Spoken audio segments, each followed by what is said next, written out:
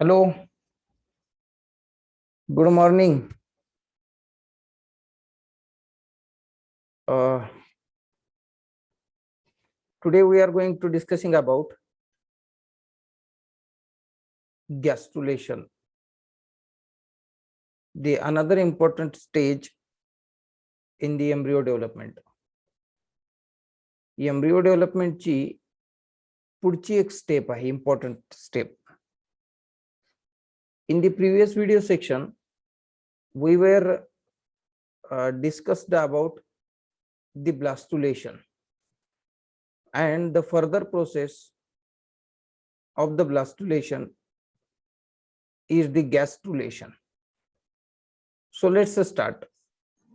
गॅस्ट्रुलेशन म्हणजे काय आहे तर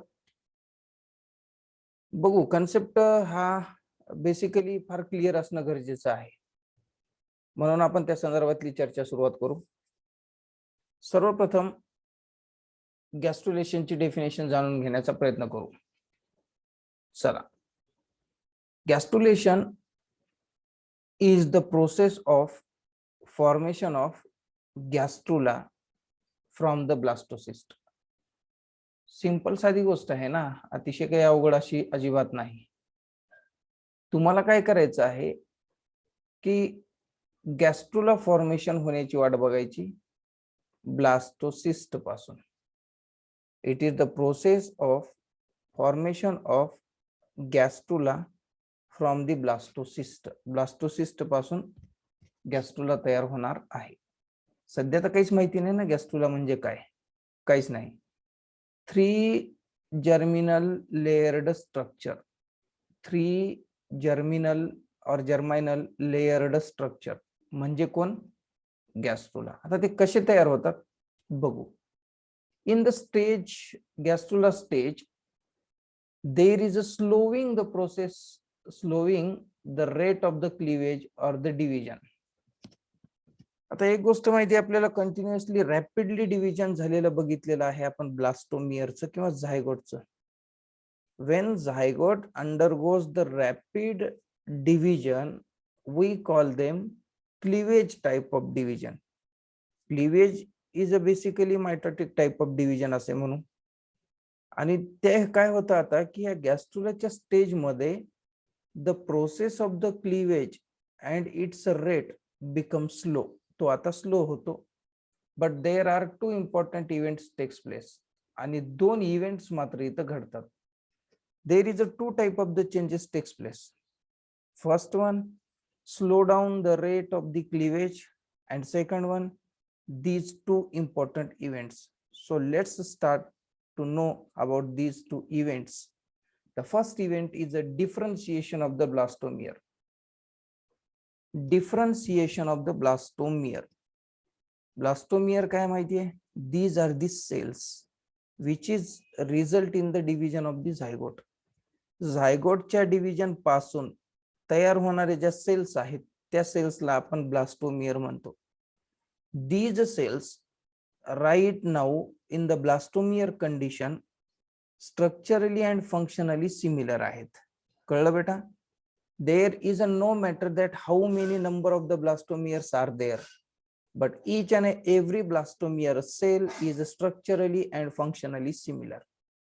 मग आता त्या स्ट्रक्चरली आणि फंक्शनली सिमिलर सेलचं आपल्याला डिफरन्शिएशन करायचंय. Means we need to change their structure and function. म्हणजे त्या सेल आता स्ट्रक्चरली पण बदलणार आणि फंक्शनली पण बदलणार. तर त्यालाच आपण डिफरन्शिएशन असे म्हणतो. काय म्हणतो? Differentiation of the cell. कुणाचं? ब्लास्टोमियरचं डिफरन्शिएशन होणार. समजला ना? डिफरन्शिएशन म्हणजे स्ट्रक्चरली अँड फंक्शनली चेंजेस. चलो. This process result in the formation of 3 germinal layer, ectoderm, mesoderm and endoderm from the cell of the embryoblast. बेटा एमसीक्यू आपण म्हणतो, नीट असो सीईटी असो, पण एक गोष्ट मी नेहमी म्हणतो ती तर डोक्यात घ्या. कोणती गोष्ट की कन्सेप्टच क्लिअर असायला लागतो. डिफरन्शिएशन ऑफ द ब्लास्टोमियर हे काय सर्वप्रथम कळलं. आणि त्याच्यामध्ये काय होतं की 3 जर्म लेयर तयार होतात. जर्म लेअर म्हणजे काय की जर्म सेल्सचे लेअर आहेत ते. उदाहरणामध्ये एक्टोडर्म आहे, मेसोडर्म आहे, एंडोडर्म आहे. आणि all these 3 germinal layers are developed from और the formation from cell of the embryoblast. आठवते प्रिव्हियस लेक्चर मध्ये आपण सांगितलं होतं की inner mass of the cells आहे, त्या इनर मास ऑफ सेलला आपण म्हणलेले आहोत embryoblast. and from that embryoblast 3 type of the germinal layers are takes place, and these are undergoes the process of differentiation of the blastomere. This is the first important event, okay beta, in the gastrulation. Now we need to discuss second important events, morphogenetic movement. Morpho means morphologically, genetics means genetically also, and movement. So let's start. These are the different type of the movement to reach their definite place in the embryo. आता different type of the movement आपल्याला दिसतात कशामध्ये, त्या structure मध्ये, त्या रचनेमध्ये. To reach there डेफायनेट place, त्यांची जी निश्चित प्लेस आहे का एम्ब्रियो मध्ये, तिथपर्यंत जाण्यासाठी किंवा ती होण्यासाठी वेगळ्या वेगळ्या प्रकारचे डिफरंट चेंजेस आपल्याला दिसून येतात. कळतंय क्लिअरली, चेंजेस व्हायला लागले. ते चेंजेस कोणते आहेत ते डिटेलमध्ये होणार चर्चा पुढे. Gastrulation begin in the embryoblast cell. MCQ साठी प्रश्न येतो की बाबा गॅस्ट्रुलेशनची प्रोसेस नेमकी होईल कुठे किंवा कुणापासून होते. The embryoblast cell which is present centre in that part, त्या पार्टच्या सेंटर मध्ये ज्या सेल्स आहेत त्यांना एम्ब्रियोब्लास्ट आणि दुसरं नाव इनर मास सेल आहे. त्याच्यापासून गॅस्ट्रुलेशन बिगिन होते on 8th day after the fertilization. 7व्या दिवसापर्यंत माय डिअर स्टुडंट ब्लास्टुलेशन असेल, इम्प्लांटेशन असेल, these two processes are completely takes place. Okay beta. From the 8th day, 8व्या दिवसापासून new developmental stage in the embryo has been started, and these are nothing but the कोण गॅस्ट्रुलेशन. मग गॅस्ट्रुलेशन नावाची प्रक्रिया ही घडते embryonal किंवा embryoblast sale मध्ये, and it start after the 8th day of the fertilization. Okay beta. Cell on the free end of the inner mass cell is called as a hypoblast. आता काय सांगायचं, इथून सुरुवात झाली थोडीशी मज्जा. Cell on the free end of the inner cell mass. Inner cell mass म्हणजे center mass. त्या सेंटर मासच्या फ्री एंडला, फ्री एंड म्हणजे कोणतं, one end of the inner cell mass is attached to the trophoblast cell, Rauber cell आठवते, आणि one end is totally become free. मग त्या ज्या आहेत cell on the free end आहेत, त्या फ्री एंडच्या ज्या सेल्स आहेत त्यांना आम्ही हायपोब्लास्ट असे म्हणतो. आता ही आकृतीच बघावी लागेल, आहे का नाही बेटा. आकृती बघितल्याशिवाय काही लक्षात येणार नाही. हे बघा इथं आकृतीमध्ये आपल्याला दिसते, डाव्या साईडला आकृती आहे आणि तिथं हायपोब्लास्ट सेल्स दिसतात. आलं लक्षामध्ये. हे फ्री एंड आहे. हे जे सेल्स आहेत हे एवढ्या, तर ह्या इकडल्या inner mass of the cells आहेत. Inner mass of the cells आहेत, त्यांच्या 2 एंड आहेत. त्याला एक एंड हे बघा वरच्या साईडला चिटकलेलं असतं आणि दुसरं एंड फ्री आहे. तर त्या फ्री एंडच्या ज्या सेल्स आहेत that cell is called as a hypoblast असं आपण त्यांना म्हणणार आहोत. ठीक आहे बेटा. पुढे बिकम फ्लॅटनड, त्या सेल्स आहेत त्या फ्लॅटनड बनतात. स्टार्ट डिवाइड व्हायला सुरुवात करतात, and grows downward towards the blastocoel. आणि ब्लास्टोसेल जी कॅव्हिटी आहे त्या कॅव्हिटीच्या खाली यायला सुरुवात करतात, वरती नाही जात. वर तर एक एंड आहे. हे बघा बेटा, हे जे वर आहे हे ज्याला इपिब्लास्ट नाव आहे, ते तर वरचं एंड आहे, म्हणजे ते अटॅच्ड एंड आहे. आणि कोणाला अटॅच केले बेटा, त्यांनी अटॅच केलेलं आहे सेल ऑफ द रॉबरला, ट्रोपोब्लास्टला. पण this is the free end. Hypoblast बनतात आणि हायपोब्लास्ट नेक्स्ट आकृतीमध्ये बघा खालच्या दिशेने सरकत यायला लागलेत. म्हणजे ही जी कॅव्हिटी आहे बेटा, that cavity is a blastocoel cavity, and in that cavity these cells are comes down, खालच्या दिशेने यायला लागलेले आहेत. ठीक आहे, हे कळलं आपल्याला. This layer is called endoderm, is the first to differentiate.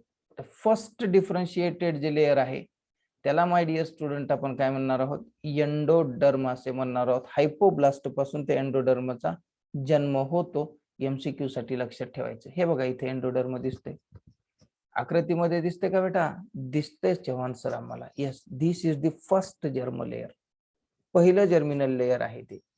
Okay, embryonal germ layer म्हणलं तरी चालतं. एंडोडर्म इज द फर्स्ट आणि विच इज डेव्हलप्ड फ्रॉम कोणत्या प्रकारच्या सेल पासून? Free end of inner mass cell किंवा हायपोब्लास्ट. निघू पुढे. चलो, ते तर कळलं. It grows within the blastocoel. हो, ब्लास्टोसिल कॅव्हिटी मध्ये. ब्लास्टोसिल कुणाला म्हणालो कॅव्हिटी? परत एकदा दाखवू. हे बघा बेटा, this is the blastocoel cavity. ही जी कॅव्हिटी आहे ती ब्लास्टोसिल कॅव्हिटी आहे आणि हे जे आहेत आता बोलत असलेले ते ब्लास्टोसिल कॅव्हिटी मध्ये वाढतात. ठीक आहे, त्यानंतर पुढे जाऊ आपण. And it forms the yolk sac. आणि त्यांच्यापासून काय तयार झालेलं दिसतं बेटा आपल्याला? Yolk sac. हा जो पूर्णपणे गॅप दिसतोय बेटा, हा पूर्ण गॅप म्हणजे यॉर्क सॅक आहे. काही आपल्याकडे दुसऱ्या बी आकृत्या आहेत ज्याच्याकडे यॉर्क सॅक आपल्याला दाखवता येतं. हे बघा, ही इथे एक आकृती दिसते राईट साईडला. आपल्या राईट साईडच्या आकृतीमध्ये हे बघा, ह्या मी कर्सर फिरवतोय, ह्या ज्या सेल्स आहेत ह्या हायपोब्लास्ट सेल्स आहेत बेटा. हायपोब्लास्ट सेल्सने तयार केलेला आहे स्पेस तयार केला. हे बघा, इनर स्पेस आहे हा, आणि ह्या स्पेसला my dear student yolk sac असे म्हणत असतात. ठीक आहे, पुढे चला. त्यानंतर the remaining cell of the inner mass cell in contact with the cell of the रॉबर. बरोबर आहे ना, मी दोन एंड म्हणलो होतो. एका एंड पासून हायपोब्लास्ट तयार झाला. हायपोब्लास्ट ब्लास्टोसिल कॅव्हिटी मध्ये वाढला, त्याने एक कॅव्हिटी तयार केली किंवा स्पेस तयार केला, आणि त्या स्पेसला आपण यॉर्क सॅक असे म्हणतो. Yolk sac nothing but the काय, न्यूट्रिशन रिच एक सबस्टन्स आहे, येलो कलर्ड, न्यूट्रिशन रिच, आणि that nutrition should be supply to the developing embryo. Developing एम्ब्रियोला न्यूट्रिशन देण्यासाठी असलेलं जे मटेरियल आहे ते मटेरियल म्हणजे यॉर्क सॅक आहे. सॅक नाही, फक्त यॉर्क आहे. आलं का लक्षामध्ये? पुढे चला. मग आता हे झालं, बोललो आपण की ज्या काही फ्री एंड वाल्या सेल होत्या, ज्या अटॅच्ड वाल्या सेल्स आहेत त्यांचं काय? इनर मास जे सेल्स आहेत, इनर मास स्ट्रक्चरला दोन प्रकारच्या सेल किंवा दोन प्रकारची एंड म्हणू. एक एंड अटॅच्ड एंड, दुसरं एंड फ्री एंड. चर्चा आता कुणाची केली? फ्री एंडची. आता कुणाची? अटॅच्ड एंडची. चलो. The remaining cell of the inner mass is contact with the cell of the Rauber. तुम्हालाही माहिती आहे, रॉबर सेल दाखवलं होतं. त्यांना आपण इपीब्लास्ट म्हणतो, प्रायमरी एक्टोडर्म. बेटा, ही इपीब्लास्ट कुठे दिसतात का आकृतीमध्ये? बघू. हे बघा माय डिअर स्टुडंट, आहेत इथं आहेत इपीब्लास्ट सेल. हे बघा वर ज्या निळ्या रंगाने दाखवल्या जातात त्या. आता त्या कुठल्या सेल्स आहेत माय डिअर स्टुडंट? त्या ज्या सेल्स आहेत त्या सेल ह्या अटॅच्ड एंडच्या सेल ऑफ द रॉबरला चिटकलेल्या सेल्स आहेत. ओके, चलो, दिसलं तुम्हाला ते? Both the layer forms, both कोणते? इपीब्लास्ट आणि hypoblast. Flat bilaminar embryonal disc. Bilaminar embryonal disc. Bi याने दोन, लॅमिनार याने लेअर. एम्ब्रियोनल मध्ये, त्या एम्ब्रियो मध्ये त्या दोन लेअरने एक डिस्क तयार केलेली आहे, म्हणून त्याला फ्लॅट असलेली बायलॅमिनार डिस्क असे म्हणतो. कुठे दिसते बेटा? हे बघा आकृतीमध्ये, ह्याला म्हणू आपण बायलॅमिनार डिस्क. हे बघा इथं इपीब्लास्ट सेल, ह्या हायपोब्लास्ट, या दोघांनी मिळून एक डिस्क तयार केलेली आहे आणि त्या डिस्कला आपण बायलॅमिनार डिस्क असे म्हणू. पुढे निघाले लेकरांनो. त्यानंतर after the formation of the endoderm, okay, the second layer to be differentiated into the ectoderm. आता फर्स्ट लेअर तयार झाला आपल्याकडे. The first layer is the endoderm and the second one is the ectoderm. आता differentiate होणार आहे ectoderm. तर ते कुठून आणि कसं त्याबद्दलची चर्चा. Cell of the epiblast divide and redivide. First of all we just need to be, बघू आता त्या सेल कुठं आहेत त्या इपीब्लास्टच्या सेल. ठीक आहे बेटा, चलो. या इपीब्लास्टच्या सेल्स आहेत. काही चेंजेस दिसतात का? मायनरली लक्षात घ्या. दी इपीब्लास्ट सेल, एक्टोडर्म बद्दल आपण चर्चा करतोय. हे काय बेटा इपिब्लास्ट सेल्स आहेत, त्या इपिब्लास्ट सेल डिवाइड होतात and these cell undergoes again redivide, पुन्हा त्या तुम्हाला रिडिवाइड सुद्धा झालेल्या दिसतील आणि रिडिवाइड होऊन काय करतात बेटा त्या चलो divide and redivide move in such a way that they enclose the amniotic cavity आणि अशा पद्धतीने ते एक एमनिओटिक कॅव्हिटीला डेव्हलप करतात. ओके बेटा, डिवाइड आणि रिडिवाइड. हे बघा इथे एक आकृती दिसते 3 नंबरची. ह्या इनिशियली अगोदर 2 नंबरच्या आकृतीमध्ये बघा की there is a single layer of the epiblast cell is takes place. त्या सिंगल लेयर मधल्या ज्या इपिब्लास्ट सेल्स आहेत, these cells are divide and redivide and they form enclose a cavity. त्यांनी एक कॅव्हिटी एनक्लोज केलेली आहे, क्लिअरली खूप सुंदर आकृतीमध्ये दिसते आणि त्या कॅव्हिटीला आपण एमनिओटिक कॅव्हिटी असे म्हणतो. आणि त्या ज्या सेल्स आहेत त्या एमनिओजेनिक सेल्स आहेत. ही थोडंसं ऍडिशनल आहे, एमनिओजेनिक सेल्स आहेत. ठीक आहे, चलो मग आता पुढे जाऊ बेटा, त्याच्यामध्ये काय म्हणतो बघू. त्यानंतर the floor of this cavity is a embryonal disc. आता ह्या कॅव्हिटी जा फ्लोर आहे, फ्लोर म्हणजे फरशीचा भाग असल्यासारखा, जमिनीवरचा, त्यांच्या जमिनीवरचा भाग. तर the floor of the cavity is called as a embryonal disc. The pyramidal cell of the disc towards the amniotic cavity. Amniotic cavity कडे पिरॅमिड सारख्या सेल्स आहेत. पिरॅमिडचा आकार माहितीये, त्रिकोण टाईप असल्यासारखा असतो. The pyramidal cells of the disc, त्या डिस्क मध्ये जे आता एम्ब्रियोनल डिस्क म्हणलो मी, एम्ब्रियोनल डिस्क मध्ये 2 प्रकारच्या सेल्स असतात. एक आहेत विद्यार्थ्यांनो त्या एमनिओटिक कॅव्हिटी कडे आणि एक आहेत एमनिओटिक कॅव्हिटीच्या बाहेर किंवा बाजूला किंवा अपोजिट साइडला. तर इथं क्लिअर दिसेल आकृतीमध्ये, कन्फ्यूज व्हायची गरज नाही. The pyramidal cell of the disc towards the amniotic cavity, ही एमनिओटिक कॅव्हिटी आहे. तिथल्या ज्या सेल्स आहेत त्यांनी एम्ब्रियोनल एक्टोडर्म तयार केलेलं दिसतं आपल्याला. हे बघा मुलांना आकृतीमध्ये, इथं क्लिअर आकृतीमध्ये दिसतं. 4 नंबरचं नाव आहे एम्ब्रियोनल एक्टोडर्म. हे एक्टोडर्म तयार झाले आणि हे एक्टोडर्म सुद्धा इपिब्लास्टच्या डेव्हलपमेंट पासूनच किंवा डिव्हिजन पासून झालेलं आहे. पुढे the roof of the amniotic cavity is lined by amnionic genic cell किंवा एमनिओजेनिक सेल्स. आता फ्लोर होतं, मग त्या कॅव्हिटीला रूफ बी असेल. ही एक रूम आहे माझी, या रूमला स्लॅब आहे. हा स्लॅब म्हणजे एमनिओजेनिक सेल किंवा त्याला रूफ म्हणू, आणि जी फरशी केलेली आहे त्या फरशीला आपण फ्लोर असे म्हणू. मग एमनिओटिक कॅव्हिटीला रूफ पण होता आणि फ्लोर पण होता. फ्लोर पासून एम्ब्रियोनिक एक्टोडर्म तयार झाला. रूफ मध्ये ज्या सेल्स आहेत त्या सेल्स एमनिओजेनिक सेल्स आहेत. त्याच सेल काढल्या जातात बघा, बघण्यासाठी की काही क्रोमोसोमल डिफेक्ट बाळामध्ये आहे का. लॅटर दीज सेल्स, त्याच पुन्हा सेल डिवाइड होतात, रिडिवाइड होतात टू फॉर्म द एमनिऑन, आणि त्याच सेल मधून काय होतं नंतर एमनिऑन तयार होतो. माय डिअर स्टुडंट, एमनिऑन म्हणजे काय, ते एक प्रकारचं मेम्ब्रेन आहे, एक्स्ट्रा मेम्ब्रेन आहे. एमनिऑन म्हणजे काय की एक प्रकारचं मेम्ब्रेन असू शकतं. ठीक आहे बेटा. आता इथं खाली लिहिलेलं आहे amnion is an extra embryonic membrane that surround and protect the embryo. आणि एम्ब्रियोला सराउंड करतं त्याच्या अवतीभोवती आणि त्याचं प्रोटेक्शन सुद्धा करतं. तर त्याचं प्रोटेक्शन करणं, त्याला सराउंड करण्याचं काम एमनिऑन नावाच्या एका एक्स्ट्रा एम्ब्रियोनिक मेम्ब्रेननं करायचं आहे. आता हे 3-4 मुद्दे जे आहेत ते फार क्लिअर झालेले आहेत आपले की ओके. पुढे as the result of all these changes bilaminar embryonic disc is positioned in between the amniotic cavity and the yolk sac. आता मुलांनो आणि मुलींनो, एमनिओटिक कॅव्हिटी, बायलॅमिनार डिस्क कोणती बेटा, इपिब्लास्ट आणि हायपोब्लास्ट, त्या दोघांमुळे बायलॅमिनार डिस्क तयार झाली होती.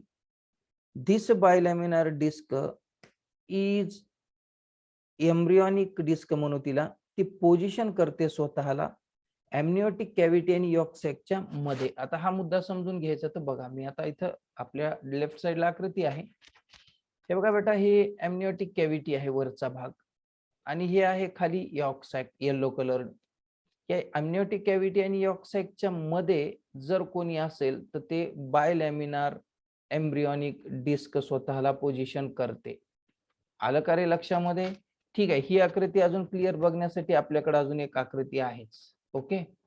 चलो ती आकृती म्हणजे ही आहे बेटा. इथं बायलॅमिनार डिस्क, जर्म डिस्क दिसते. ठीक आहे, त्याच्यामध्ये हे बघा इथे इपीब्लास्ट सेल दाखवलेले आहेत बेटा आणि हायपोब्लास्ट सेल्स दाखवलेले आहेत. आता इपी आणि हायपो ह्या दोन्ही प्रकारच्या सेल्स आकृतीमध्ये फार सुंदर आणि क्लिअर दिलेले आहे. स्लो बघा थोडस. काय दिलेलं आहे की बोथ दीज हायपो आणि इपीब्लास्ट जे लेयर्स आहेत, तर त्या हायपोब्लास्टच्या खाली एक यॉक्सॅक आहे आणि इपीब्लास्टच्या वर एमनिओटिक कॅव्हिटी आहे. मग एमनिओटिक कॅव्हिटी आणि यॉक्सॅक या दोघांच्या मध्ये जर कोणी असेल तर ते कोण आहे? ते आहे बायलॅमिनार डिस्क. ठीक आहे बेटा. चलो तो फिर आगे बढ़ते हैं. पुढचा मुद्दा आपल्याला सांगायचा. त्यानंतर हे इथं पण आपल्याला यॉक्सॅक दिसतं. हे बघा ही एमनिओटिक कॅव्हिटी आणि हा यॉक्सॅक या दोघांच्या मध्ये जर कोणी असेल तर ती बायलॅमिनार एम्ब्रियोनिक डिस्क आहे. ओके, चलो तो फिर आगे. Actual gastrulation occur 15th day after the fertilization. 15व्या दिवशी ऍक्च्युअल सुरुवात म्हणजे ते आपल्याला आढळून येतं.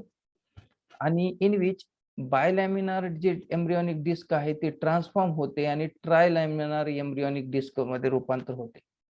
बायलॅमिनार जी होती ती बायलॅमिनार आता ट्रायलॅमिनार मध्ये कन्वर्ट होते. इथं बघा खूप छान आकृतीवर दिसते, हे ट्रायलॅमिनार जर्म डिस्क आहे. आता ट्राय म्हणजे कुठलं एक जर्म लेअर त्यामध्ये आलं? एक एक्स्ट्रा जर्म लेअर आलं बेटा आणि ते म्हणजे मेसोडर्म असं आपण त्याला म्हणू. पूर्वी कोण कोण होते? एंडो आणि एक्टो बघितले. त्याच्यानंतर एक हे तयार होतं लेअर आणि त्याचं नाव आहे मेसोडर्म. त्यामुळे ते 3 ट्रायलॅमिनार, लॅमिनार आणि लेअर असे मी तुम्हाला सांगितलेलं. दिस ट्रान्सफॉर्मेशन ऑकर, हे ट्रान्सफॉर्मेशन का झालं? कोण आलं इथं? तर division, rearrangement and migration of the epiblast cell. इपीब्लास्टचं सेलचं डिव्हिजन बी झालं, रिअरेंजमेंट झालं आणि मायग्रेशन झालं, म्हणून तिसरं झालं. It begins with the formation of the primitive streak. आणि त्यांनी काय केलं की आता ते प्रिमिटिव्ह ट्रिक्स निर्माण करण्याचा प्रयत्न केलेला आहे. हे विद्यार्थ्यांना इथं आपल्याला दिसतं, हे प्रिमिटिव्ह स्ट्रिक इथं आकृतीवर दिसतं. प्रिमिटिव्ह स्ट्रिक निर्माण करायला सुरुवात केलेली आहे त्याच लेअरनं जे आता मिडल मध्ये तयार झालेलं आहे. अँड शॉलो ग्रूव, आणि एक असं उथळ खोलगट स्वरूपाची एक ग्रूव आहे, तिला आपण प्रिमिटिव्ह ग्रूव असे म्हणतो. ती सुद्धा तिथं तयार झालेली आपल्याला दिसून येते. ठीक आहे बेटा. हे प्रिमिटिव्ह स्ट्रिक दिसतं आणि ह्या प्रिमिटिव्ह स्ट्रिक मुळे तयार होणारी जी ग्रूव आहे, ग्रूव याने खोलगट भाग असतो, तो खोलगट भाग आपल्याला तयार झालेला दिसतो. म्हणजे सिंपल गोष्ट आहे, साधी, अशी काही फार घाबरून जायची गरज नाही. ओके, चलो तर मग. This streak progresses from the posterior to anterior embryo. आता ती जी स्ट्रिक तयार झाली, स्ट्रिक याने काय तर एक प्रकारचा ट्युबुल्स लाईक स्ट्रक्चर आहे, एक नलिका सारखं स्ट्रक्चर आहे. अँड दॅट स्ट्रक्चर प्रोग्रेस होतं, ते जे सुरुवात होतं पोस्टेरियर पासून ते anterior end of the embryo पर्यंत त्याची सुरुवात होती. आलं लक्ष? सुरुवात म्हणण्यापेक्षा ट्युबुल्स लाईक स्ट्रक्चर असं क्लिअर मी म्हणलो. From the site of the primitive streak, त्याच प्रिमिटिव्ह स्ट्रिकच्या साइट पासून third layer of the cell called mesoderm extend. तिसरं जे लेअर आहे ते तिसरं लेअर मेसोडर्मचं सुरुवात होतं विद्यार्थ्यांना. हे बघा इथे लिहिलेलं हे मेसोडर्म. तर त्याच मेसोडर्म म्हणजे आपल्या प्रिमिटिव्ह स्ट्रिक पासून मुलांना आणि मुलींनो इथं पण आपण मेसोडर्म बघू शकतो. हे बघा इथं मेसोडर्म, हे मेसोडर्म तिसरं जर्म लेअर आहे आणि ते तिसरं जर्म लेअर आपल्याला सुरुवात झालेलं दिसत आहे. आलं लक्षामध्ये? चलो त्यानंतर पुढे बिटवीन, एक्सटेंड बिटवीन वाढतं ते एक्टोडर्म आणि एंडोडर्मच्या मध्ये. आलं लक्षात? फार गरजेचं आहे हे. Anterior end of the primitive groove communicate with the yolk sac. आता आपल्या जे ग्रूव आहे प्रिमिटिव्ह स्ट्रिक किंवा प्रिमिटिव्ह ग्रूव, त्याला दोन हे आहेत बेटा, एंड आहेत, अँटेरियर आणि पोस्टेरियर. जे अँटेरियर एंड आहे प्रिमिटिव्ह ग्रूवचं, त्याचं कम्युनिकेशन होतं यॉक्सॅक सोबत आणि बाय अन अपर्चर कॉल्ड ब्लास्टोपोर. एमसीक्यू साठी अत्यंत गरजेचं आहे की विचारला जाईल हा प्रश्न की anterior end of the primitive groove आहे तो कम्युनिकेट करतो यॉक्सॅकला कशाच्या माध्यमाने? एक ओपनिंग आहे, त्या ओपनिंगला आपण म्हणतो ब्लास्टोपोर. आणि त्याच ब्लास्टोपोर पासून इन केस इन फ्युचर मध्ये कंप्लीट डेव्हलपमेंट नंतर एनस तयार होत असतं, एनस. ठीक आहे. The embryonal disc is now differentiated into 3 layer. आता एम्ब्रियोनल डिस्क जी आहे ती 3 लेअर मध्ये डिवाइड झालेली आहे. एक म्हणजे एक्टोडर्म, मेसोडर्म आणि एंडोडर्म. ठीक आहे बेटा. आणि आता आपलं काय संपलं तर हे गॅस्ट्रुलेशन संपलं. आता गॅस्ट्रुलेशनचं एम काय होतं तर formation of the 3 germinal layer. आणि त्या गॅस्ट्रुलेशनच्या नंतरची जी प्रोसेस होते त्याला ऑर्गॅनोजेनेसिस म्हणतात, म्हणजे फॉर्मेशन ऑफ दी ऑर्गनचं फॉर्मेशन. ठीक आहे बेटा. त्याला इम्पॉर्टंट कन्सेप्ट होता, 23 मुद्दे होते. 23 पैकी हार्डली 4-5 मुद्द्यांचा काहीतरी प्रॉब्लेम यावा. जवळपास 15-18 मुद्दे, 16-17 मुद्दे आपल्याला क्लिअरली कळले पाहिजे. ठीक आहे. आता बघू हे जे जर्मिनल लेअर तयार झालेत, ह्या प्रत्येक जर्मिनल लेअर पासून शरीराचा कोणता कोणता टिश्यू बनतात, कोणते ऑर्गन बनतात, कोणत्या मसल्स बनतात. ठीक आहे. मग आता आपल्याकडे right now how many numbers of germinal layer is present? 3. Which one are these? These are ectoderm, endoderm, ectoderm, mesoderm, endoderm. So let's try to know that की त्याचं फेट्स काय आहे, फेट आणि फ्युचर काय त्यांचं. तर फ्युचर असं आहे. चला, endoderm gives rise to. Endoderm आम्हाला काय देतं तर इपिडर्मिस ऑफ द स्किन देतं, आपले जे केस आहेत, नेल्स आहेत, स्वेट ग्लँड आहे, सलायवरी ग्लँड्स आहेत, मॅमरी ग्लँड्स आहेत, लॅक्रिमल ग्लँड्स आहेत, अश्रुग्रंथी, सिबॅसियस ग्लँड आहे, तेल ग्रंथी, कॉर्निया, आईज आहे, लेन्स डोळ्याचा पार्ट, रेटिना कंजक्टिव्हायटिस डोळ्याचा पार्ट, हा एक्टोडर्म पासून बनतो.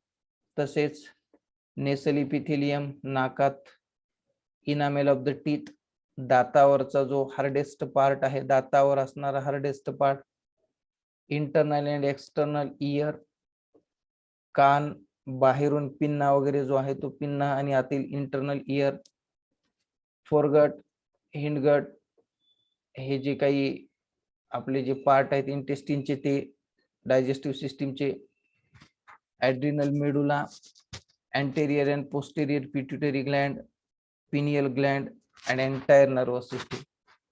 इतक्या सांगितलेल्या ज्या गोष्टी आहेत ह्या गोष्टी बनतात कुणापासून तर त्या बनतात एक्टोडर्म पासून. मग MCQ ला नीट मध्ये मोस्ट ऑफ द टाइम प्रश्न विचारला गेलेला आहे की आता हे काय म्हणजे काय की मेसो एंडो एक्टो पासून काय काय बनतं हे तुम्हाला लक्षात ठेवायचा प्रश्न विचारला जातो. कधी कधी काही ऑर्गनची, काही मसल्सची, सेलची नावं दिली जातात आणि विचारलं जातं की हे कुठून बनले असतात, तर त्याच्या वेळेस आपल्याला उत्तर हे डेफिनेटली आलं तर गरजेचं आहे. ठीक आहे. आता बघू मेसोडर्म पासून काय बनतं. Mesoderm forms all type of the muscles. All type of muscles आपल्याला मेसोडर्म पासून तयार झालेले दिसतात. फक्त जी आयरिस मसल आहे डोळ्यात असते आणि सिलियरी मसल्स आहे ती एक्टोडर्म पासून तयार होते. आयरिस मसल हे असे सुद्धा एक्सेप्शन जे असतात, असे जे अपवाद असतात ते एक्झामच्या दृष्टीने खूप इम्पॉर्टंट असतात. सर्व type of every type of muscles are formed from the mesoderm, but the iris muscles in the eyes and the ciliary muscles in the eyes are not developed or formed from the mesoderm, they are from originated ectoderm. तसेच connective tissue आहेत, dermis of the skin आहे त्वचा, adrenal cortex आहे, adrenal ग्रंथीचा cortex part, hurt आहे, blood आहे, blood vessels आहेत, lymphatic vessels आहेत, middle year आहे, डेंटाइन ऑफ द टीथ दाताचा भाग आहे, युरिनरी अँड रिप्रोडक्टिव्ह डक्ट ज्याच्यामध्ये खूप रिप्रोडक्टिव्ह डक्ट माहिती आहेत आपल्याला, गोनॅड्स आहेत, त्याच्यानंतर किडनी आहे, स्क्लेरा आहे डोळ्याचा भाग, अँड कॉराइड ऑफ द आईज आणि हा सुद्धा डोळ्याचा भाग आहे. ते एवढ्या ज्या गोष्टी आहेत या सगळ्या गोष्टी मेसोडर्म पासून बनलेल्या आहेत. आता एंडोडर्म पासून काय काय बनलेलं आहे. Endoderm develop into epithelium of the midgut, मिडगटचं epithelium, gland of the stomach, तुमच्या स्टमक्स मध्ये जेवढ्या ग्लँड आहेत, जठरामधल्या ग्रंथी, त्यानंतर इंटेस्टिन मधल्या ग्रंथी, तुमची जीभ, टॉन्सिल्स, हे इथं टॉन्सिल्स, लंग्स, श्वासनलिका, ठीक आहे बेटा, श्वासनलिका, ब्रॉन्काय हे पण, आणि तसेच लॅरिंग्स, कंठ, युरिनरी ब्लॅडर, मूत्राशय, वजायना, लिव्हर, यकृत, पॅनक्रियाज, स्वादुपिंड, thyroid gland, parathyroid gland, thymus gland, eustachian tube, ही ट्यूब जी फॅरिंग्स आणि आपल्या कानाला कनेक्ट करणारी जी ट्यूब आहे ती. ओके बेटा. त्यानंतर इपिथेलियम ऑफ युरेथ्रा, युरेथ्राचा epithelium and lining of the middle इयरची लाइनिंग. तर ह्याच्यात काही कन्सेप्ट नव्हता. आता जे आपण सांगितली की यादी, it do not involve any kind of the concept in itself. It is the list of the organ or the list of the muscle. Okay बेटा. तर फ्रॉम वेअर दे ओरिजिनेट. तर अगोदरचा जो पार्ट होता, that part was too much important. So thank you for video till last. I hope you should also understand all this concept very clearly. So till then, goodbye. God bless you all.